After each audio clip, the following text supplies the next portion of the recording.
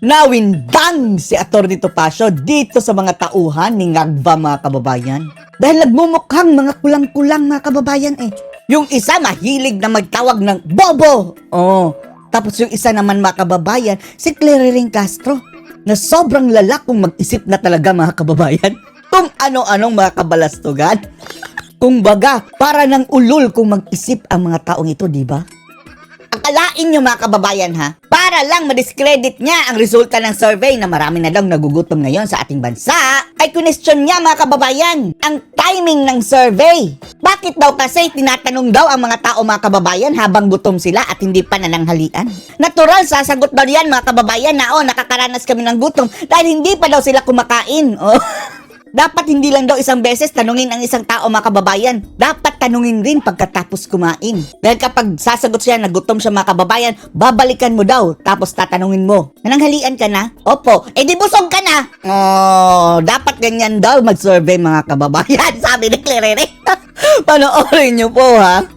Sabi ni Atty. Claire, bakit daw tinanong yung mga tao kung nagugutom sila nung sila ay gutom? Antayin yung matapos kumain. After lunch dapat. Tinanong alas 11. Hindi pa nakapagpananghalian. Tinanong sila kung sila ay busog. Ang animal na to mga kababayan, ang animal na ito. Nakakatawang isipin mga kababayan na nagaling yan sa bunganga ni Claire Castro. Pinapasahod ng taong bayan, USEC ang kanyang designation mga kababayan. Katulad lang din yan nung sinabi niya na kaya daw tumaas ang rating ni Sara dahil andun siya sa ibang bansa. Marahil, approved daw sa mga Pilipino mga kababayan na nandun siya sa Netherlands kaya tumaas ang rating. Ang animal. Ngayon mga kababayan, dapat tatanungin daw ang tao kung nagugutom ka after lunch. Para talagang ang sagot nila ay busog. Dahil malamang mga kababayan, kung ang isasagot nila nagutom pa sila, nakakakain lang. Baka sabihin ni Claire Castro na may bulati ka. Wala kang kabusugan, pero kang alaga sa tiyan. Kasi kung halimbawa po na-survey kayo na itong araw na to at ang gutom, babalikan! sabihin talaga, gutom kayo. Babalikan lang! So dapat ang pag-survey ay hindi parang isang beses lang, hindi one time lang. Ulol ba yan mga kababayan? Ulol ba yan si Claire Castro? Hindi naman ganyan ina. Nakakaranas ka ba ng gutom right now? Hindi! Ungas! Hindi ibig sabihin Claire Castro na ngayon mismo. At hindi nga yan ang katanungan talaga mga kababayan. Ang katanungan, nakaranas ka ba ng gutom dahil sa hirap ng buhay ngayon? Lately ha, lately. Hindi right now. Lately. Dahil sa hirap ng buhay. Ano ba ito pinagsasabay ni Clarering mga kababayan? Tanungin mo ngayon, gutom ka ba? Baka daw hindi pa nagtatanghalian. Then balikan mo daw. Balikan kita. Kumain ka na? Yes, ma'am. Di busog ka na. Tanungin mo ulit. Hapon. Sabi mo, Kung sasagot pa yan ng gutom sila, may problema ang kanilang bituka. gutom ka. Ngayon pa, gutom ka pa rin. Ano na gusto niyang methodology? So dapat the same people, The same people na survey before na ito yung abot o level ng kagutuman nila. Dahil ba sa tulong ng gobyerno, naibsan ba yung gutom nila? Wow!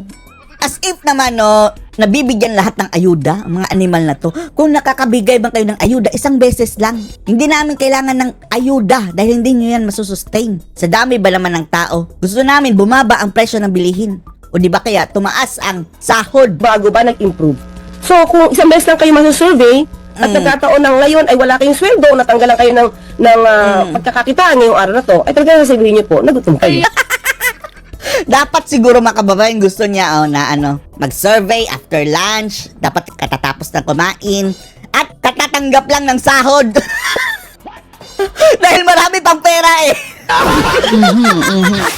Can you imagine? Ay, So nako, dapat ulol. lahat, tanghalian nag-survey lahat, sabay-sabay yung libo-libong sinurvey. Para nakakain O kaya dapat pala, fiestahan, nag-survey para Kung saan nagka-fiesta mga kababayan, doon tayo magpa-survey dahil busog ang mga tao. sabihin nila, hindi kami nagugutom, busog kami. Tapos gusto pa niya ulitin.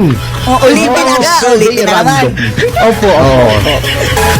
Ay nako, mayroong sariling mundo ito si Claire Castro mga kababayan. Alam mo, nung narinig kong Megan nakala ko parody, akala ko nagbibiro Kaya nga, Secretary Larry Gadon. isa pa to mga kababayan, ang poverty elevation na papa. Presidential Advisor for Poverty Alleviation.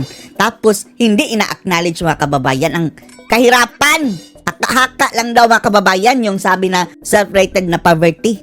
Isa pang pagkasing utak na yung mga kababayan, clearing Castro. Haka-haka lang daw yung kagutuman. Haka-haka. Haka, nagugutom ako eh. Hindi pa ako makain. Haka-haka pa yun. Oh, tapos sabi ni Clark Castro, huwag niyo pa yung i-survey dahil hindi pa kumain. Anak ng pating na buhay ito. Anak ng pating. Una tayo eh. Haka-haka eh. Gutom ka ko. Kasi tumaas. Hindi, tumaas ang bilang ng mga gutom. Oh, tumaas mga kababayan. Ito, Tapos, kapag hindi pabor sa kanila mga kababayan, minamaliit ni Claire Castro. O kung ano-ano ang pinagsasabi, pero kung pabor sa kanila, grabe.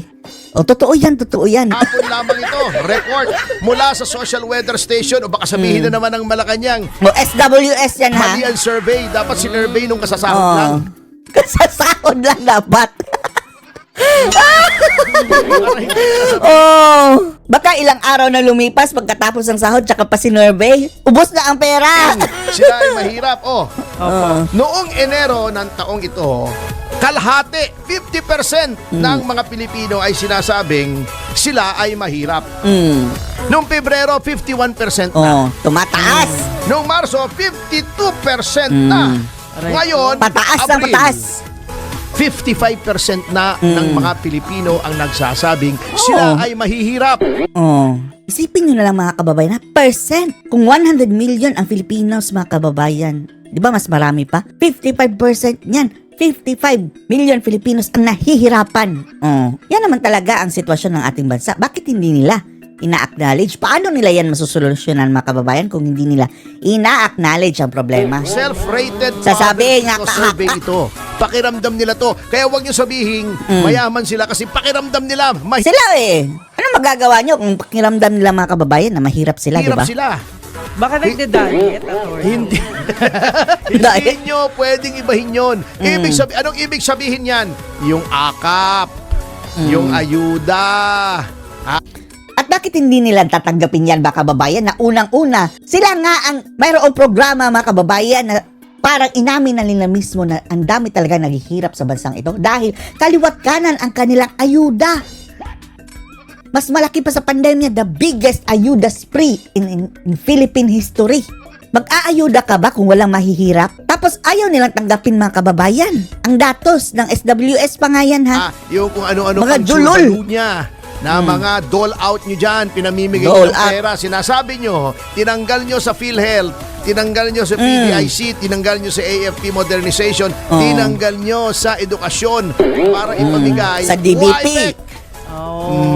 Naghihirap ang mga tao. Yun lang. Tanong natin sa kasamahan natin na si Secretary Larry Gadon. Oh, haka-haka. Anyari. Anyari, Kasi, haka-haka.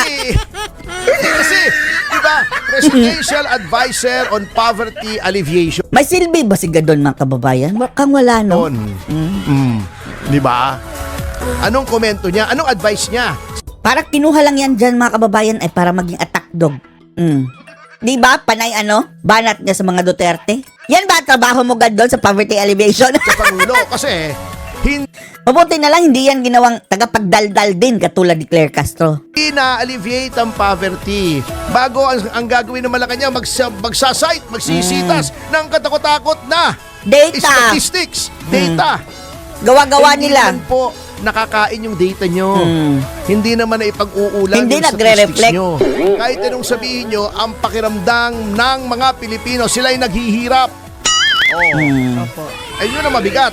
O paano yung babaguhin yun? No amount of semantics, no amount of justification, no amount of spin Haka-haka lang daw. can alter the fact ay na ang mga Pilipino feeling nila naghihirap sila. Di ba? So, anong masasabi niyo dito? Post your comments below.